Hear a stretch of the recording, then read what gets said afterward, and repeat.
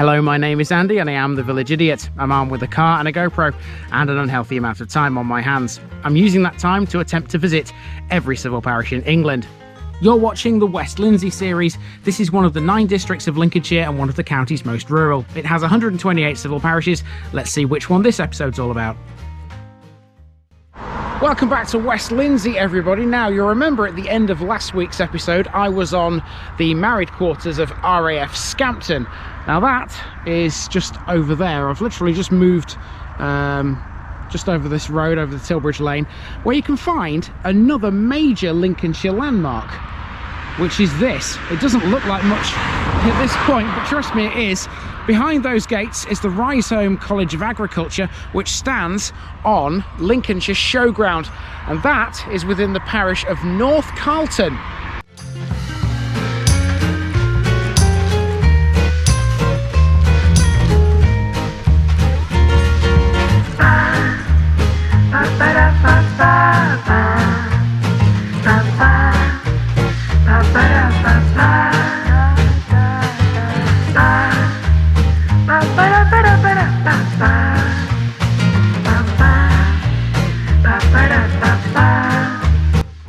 The West Lindsey series is sponsored by Gainsborough Cycles 01427 617 752. For all your cycling needs, this is your one-stop shop, located at 20 Ropery Road or online at gainsboroughcycles.com. There's a link in the description. Gainsborough Cycles, ask for Trevor Halstead. And this video is also sponsored by Jamie's Fitness Studio, based on Low Road, Greyingham, near Curtin in Lindsey. Jamie is one busy lady. Check her out by calling 07906 749 574 or emailing hello@jamies.co.uk. Online membership is available. There's a link to her Facebook page in the description. Jamie's Fitness Studio. Get fit, get happy, get healthy. Here's my disclaimer for people who may be watching me for the first time. I say things as I would in my native accent and dialect. As a result, I may not pronounce things in the same way as the locals do. Remember, I'm a visitor. It's impossible to know everything. Leave me a comment, spin me a like, and bash that subscribe button. Let's get to today's parish video. Welcome to the first of the Carlton twins, located just down the Lincoln Cliff to the west of the A15. This is North Carlton, a linear village which sits between Scampton and Saxilby. Its twin is South Carlton, which is a little bigger and located a little further along the cliff. It used to be part of a trio of Carltons many centuries ago though, as there was a Middle Carlton too. In the 13th century, the manor of North Carlton was held by William Wildeker and was transferred to Barlings Abbey prior to 1303. It remained in the hands of the abbey until the Dissolution, when it was granted to Charles Brandon, the first Duke of Suffolk, who later sold it to the Monson family.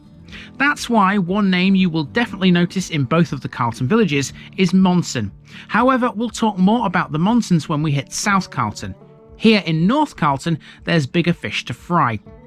There's a lovely church dedicated to St Luke, which is partially built of stone which came from Middle Carlton. Then there's the exquisite 16th century North Carlton Hall. The parish boundaries extend eastwards to cover the Lincolnshire Showground, which has hosted the annual Lincolnshire Show for 137 years. Since 2015, part of Risehome College sits within it, a college which shares links to Bishop Burton. Lots to talk about then. Let's go for another walk through Lincolnshire.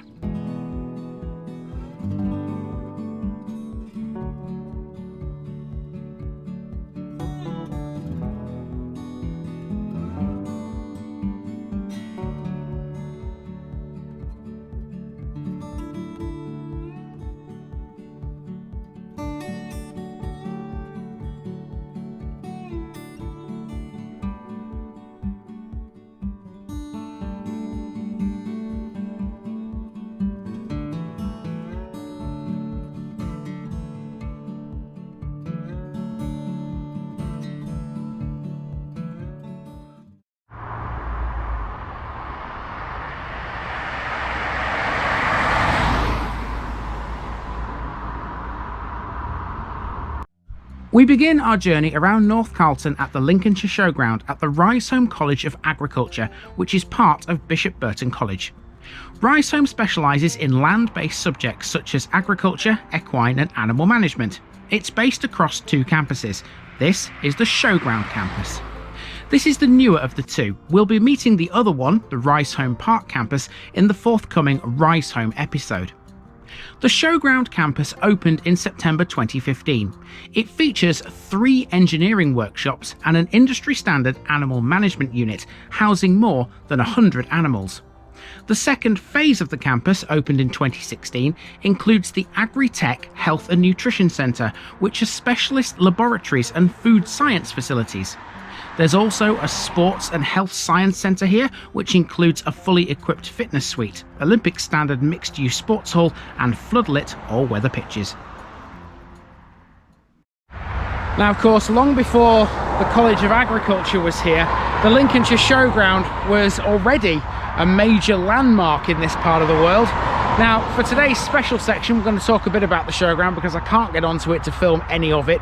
But to be fair, it makes more sense to talk about it in a special section because of all the events that go on it. I don't think there's much going on it today, so it wouldn't make any sense to be on there anyway.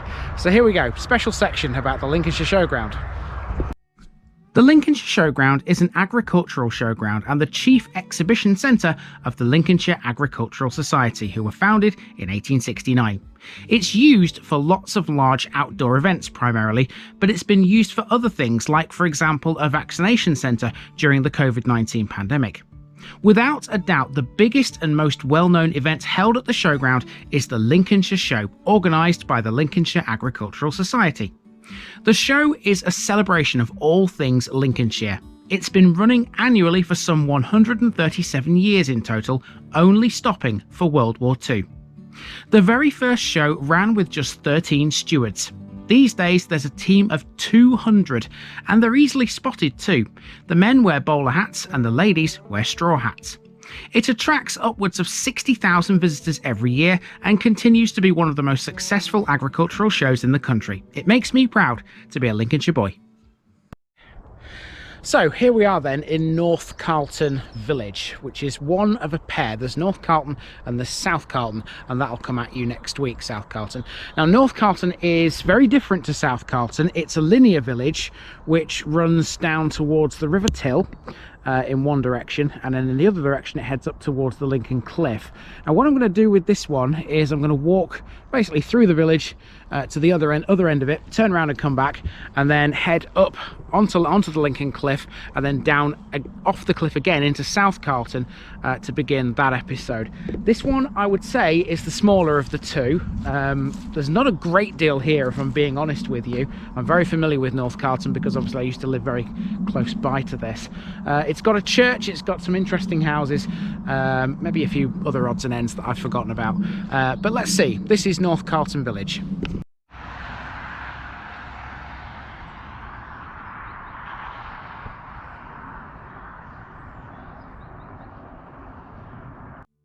This short walk through the village begins outside the old village hall. That's the building with the pointed roof you can see here. This is Carlton Lane, a narrow rural road upon which North Carlton is located. This village is pretty much just one straight road with a few side streets. It's a typical rural farming village, and despite being surrounded by lots of open land, North Carlton has seen very little in the way of modern development. Of course, that's a good thing because it means it retains its rural charm. It has very few notable features, but I did find a few. Here's a Victorian postbox, for example.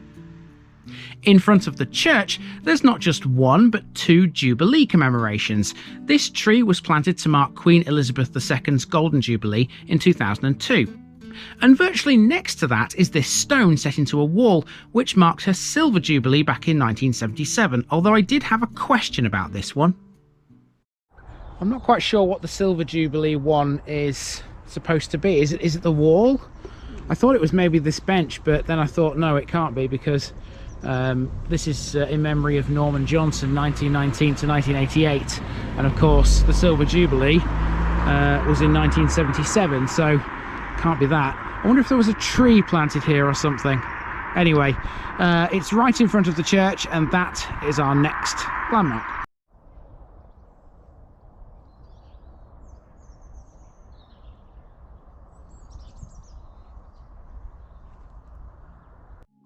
North Carlton's church is dedicated to St Luke. This is a Grade 2 listed building dating from the 15th century, although it was largely rebuilt in the early 1770s. The Georgians rebuilt its nave onto an original tower, moving the door from the east end and building the porch with stone from a ruined church. That church was at Middle Carlton, a deserted medieval settlement which lay some 400 metres to the south of North Carlton. Ploughing has destroyed some of its earthworks. St Luke's is a member of the Spring Line group. You may recall that name from previous videos. It's always open to visitors, so let's have a little look around. On one of the walls is a tablet commemorating Henry Cooper, he of the Lincolnshire regiment who was killed in action during World War I. It's a well-used and well-loved building.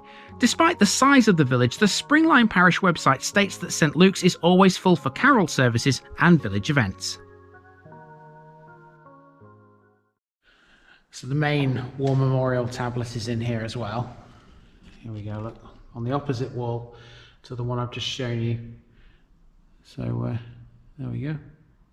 Okay, I'm going to move out of the church now and go around the back of it because there's some more houses to see, a little residential area. But the village doesn't go much further than what I've shown you. There's a big house, a very big house, between here and the other end, which I'll catch. But apart from that, that's about it for North Carlton village. It's a very small one, a very linear affair, and eventually runs towards the River Till eventually. So yeah, we'll go around the back of the church and see what else we can find. But really guys, that's about it for North Carlton village.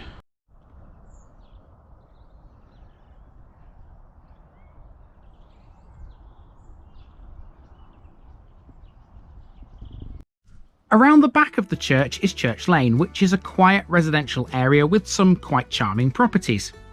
The biggest building we've yet to see though is the stunningly beautiful North Carlton Hall, a Grade 1 listed building dating from the 16th century.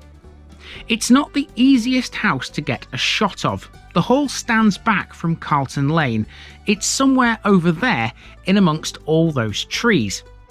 Valued at £1.4 million and set in 15 acres of parkland and woodland, its claim to fame is that Henry VIII stayed here once, reputedly in 1541. These are its gates. It's by far the largest and most historic building in the village. It makes some of the others look a bit tame in comparison, even though they're not. Reaching the end of the village now, we find an old red phone box, and this has the village's defib machine. After this, the road runs off into the countryside.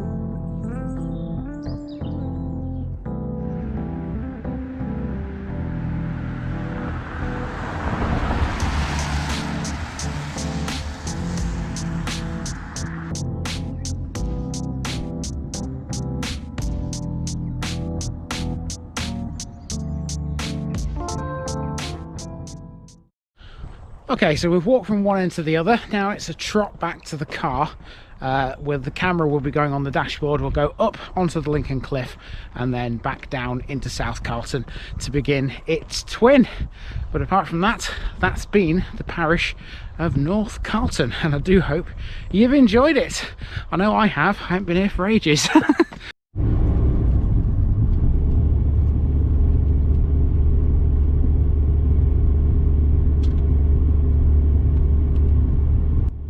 To finish with, we're heading up the side of the Lincoln Cliff. We've met this before in quite a few places, but once more for those at the back isn't going to hurt.